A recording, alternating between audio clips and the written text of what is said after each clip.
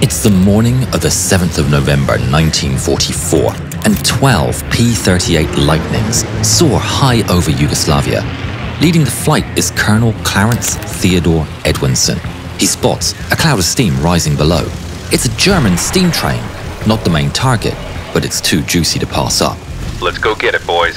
Edwinson turns over and dives to the attack, his men following close behind. They pick up speed and lock the locomotive square in their sights and pull the trigger. The locomotive is riddled with American fire, and steam pours out of holes all over the boiler as lightnings rise back up into the sky. But the Germans are quick to the defense. Black puffs of German flak burst around the formation, with shrapnel piercing the aircraft's thin metal skins. Edwinson shouts on the radio, "Everyone, get low!" They turn to dive back to the ground to escape the German guns, but it's too late. One P-38 is struck directly and bursts into flames as the entire squadron dives for safety. The pilot's desperate voice is heard over the radio. "I'm hit! I'm going down!" Edwinson levels out low over the trees and whips his head back looking for his man. But instead, he sees a fireball of the stricken bird slamming into a hillside. Does anyone see a chute? Every pilot hopes someone else responds for the yes, but the silence is deafening. Negative, sir. Fury fills Edwinson's heart. Copy. The US planes roar over the Serbian mountains. Suddenly, the ground drops below them, revealing a huge valley with an airfield. It looks just like the target area as was described in their mission briefing. Seconds later, Edwinson sees exactly what he expects: a long line of trucks and tanks going north on the road to Belgrade. There's never a shadow of doubt in his mind. This is their chance for revenge. There are those sons of... Blue flight, get that German convoy. Red and yellow to the airfield. Yes, sir! The Soviets are unaware that they've been misidentified by the Americans. The Red Army and Yugoslav partisans are celebrating the anniversary of the October Revolution. They drive along, soldiers singing and Soviet flags flying proud in the air, until the rumble of an engine interrupts the melody. The soldiers look up to the sky and see the P-38s flying in the distance. Seeing their ally brings a smile to their face. Celebrations resume and the convoy marches on. Few are alarmed as they see aircraft break formation and turn straight towards them.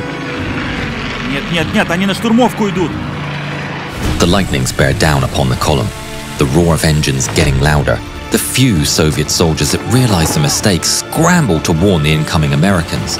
They grab flags from their comrades and lift them higher, waving them desperately, hoping the Americans see. But there's not enough time. The pilots don't notice, and they pull the trigger. The Soviets are cut down as bullets tear through the formation of men and vehicles.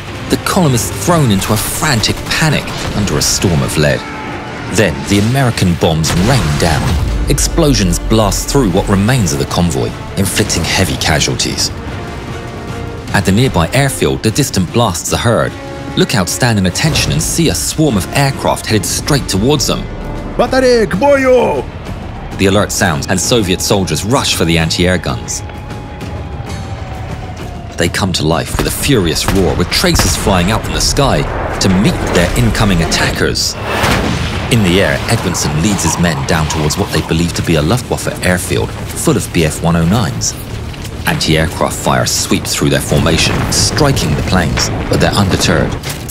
20mm shells and 50 caliber bullets pour from the Lightning's powerful armament. They smash into the earth, ripping across the rows of parked aircraft as they hear enemy fire striking their own birds with a crackle. Pull up! The Lightnings pull out of the dive, but one of them fails to follow. It's Second Lieutenant Alden Coulson. He yanks on the yoke with all his strength, but he's taken severe damage from the Soviet guns.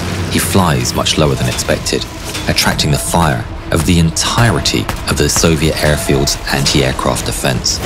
She's not coming up! More impacts strike the Lightning. Wings and elevators rip to shreds and control slips from his grasp. The P-38 crashes a kilometer from the airfield, exploding with Coulson inside. Edwinson sees the balls of flame and his anger once again rises. They're going to make the Germans pay. Build some altitude and go in again. Down below, anti-aircraft fire continues skyward. At what they believe to be German twin-boom FW189s, Red Army pilots rush to the remaining Yaks through fire and smoke.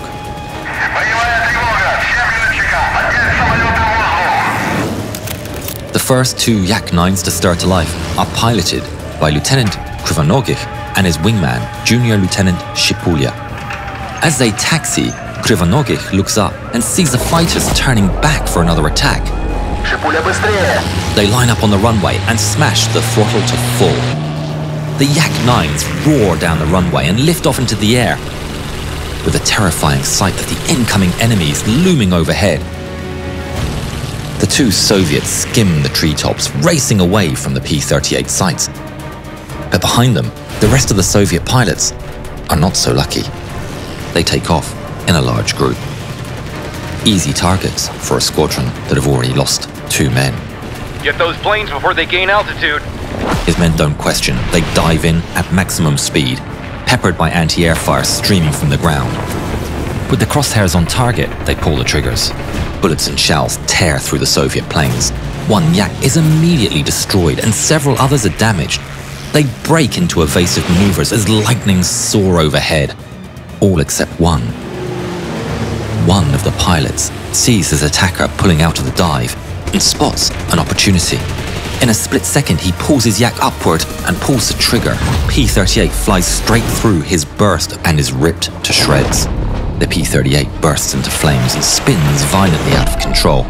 The pilot inside is Second Lieutenant Philip Brewer, and he has no opportunity to get out. He's trapped, and his plane plummets to the earth, crashing to the northeast of the Soviet airfield. The P-38s gain altitude, escaping the grasp of the anti-air gunners. Edwinson looks down where one enemy and 2 friendlies burn. This is becoming a much tougher fight than he expected. A lot of fighters incoming. Make a defensive circle. We're shooting our way out. Meanwhile, Krivonogikh and Shipulya race low over the trees, accelerating to well over 400 kilometers an hour. The attack on the rest of their squadron has left them isolated, but they watch the enemy fighters opening fire on the helpless column, and they know they have no choice. The pair of Yak-9s pull up into a steep vertical climb. For the first time in history, fighters of the United States and Soviet Union will face off in all-out air-to-air combat. Shipulya races in pursuit, sweeping in at high speed and opens fire with a single 20mm cannon and 50 caliber machine gun.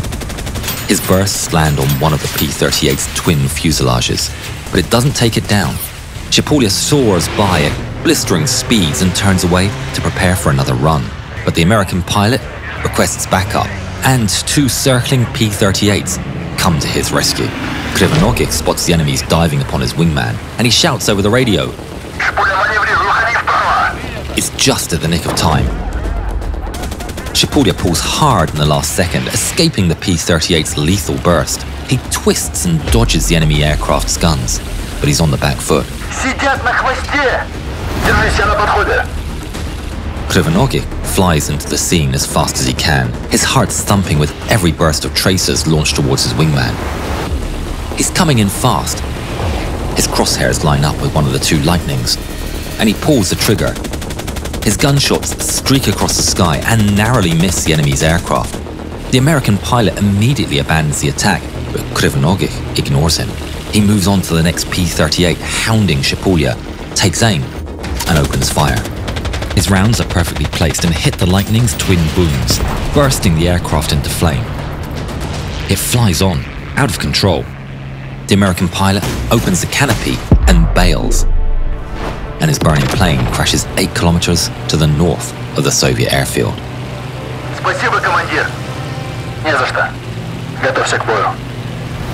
Both brace for an onslaught.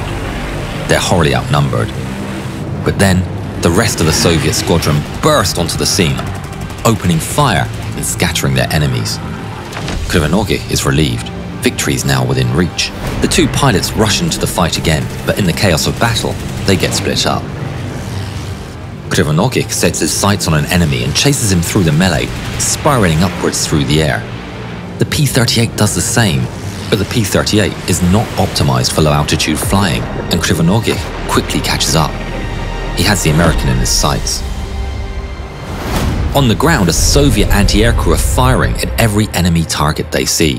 Whether it was just bad aim or an over-enthusiastic gun crew, we'll never know. But they send a volley directly at Krivonogikh's yak. He gets no warning. His yak is struck directly and disintegrates. Shipulya tries to raise his friend on the radio and sees the burning wreck plummeting down to the ground. His friend is gone. He shakes the loss from his mind and spots an American target underneath him. He's outnumbered and now without his friend, but he still dives back into the fight. P38 swarm around him. One of them performs a steep climb, stalls, and then opens fire. Shipulya has no chance. He flies on straight through its fire and he's shot down. The burning wreck of his plane crashes 500 meters north of the airfield he was defending. Soviet losses mount. Another yak is shot down by the Americans. The Soviet forces are desperately contacting every nearby base, hoping for reinforcements. Rushing to the scene is a fresh group of Yak-3 fighters led by Captain Alexander Koldunov. They're responding to the airfield commander's desperate plea for help, but Koldunov is unsure of what he'll find. He's been told he's fighting German FW-189s, but he knows the 189 is a reconnaissance aircraft. It's not used for attacks like this. Something is very wrong. Approaching the battle, he sees what is before him is not an FW-189. That is the unmistakable shape of an American P-38. He quickly abandons his attack and roars alongside the Americans, wagging his wings, hoping the Allied pilots see the red stars. But instead, the Lightning slows, gets behind, and turns to fire. Koldunov breaks into evasive maneuvers and escapes the furious volley. He once again flies straight through the maelstrom, trying to capture the attention of the American pilots, but it doesn't work until he flies right alongside Edwinson. Edwinson sees the Soviet plane, and his eyes go wide. A cold sense of dread travels down his spine. He looks around at the other aircraft zipping by around him. Every single one of the so-called enemies are sporting the red Soviet stars. Holy... Ceasefire! Ceasefire! They're Soviets! Everyone back to base, now! Repeat, everyone back to base, now! All of the P-38s turn west and flee the scene, but they're chased by the Yaks. One by one, each Soviet pilot turns back to their base, and the terrible accident comes to an abrupt end. The incident was taken by some on Soviet high command to have been a deliberate act, and for a brief moment the fallout of the incident threatened to spiral out of control. But the US admitted the mistake in an explanatory letter to the Soviets that set out the chain of events as to why the Americans thought they were fighting the Germans. A Soviet account, although likely embellished, was released over the years. American information on the incident is very scarce, and many believe that the full account of the incident has been kept secret and remains classified until 100 years after the event. Check out this film to see how the first stealth plane, the Nighthawk, will be shot down not far from here, 55 years from now.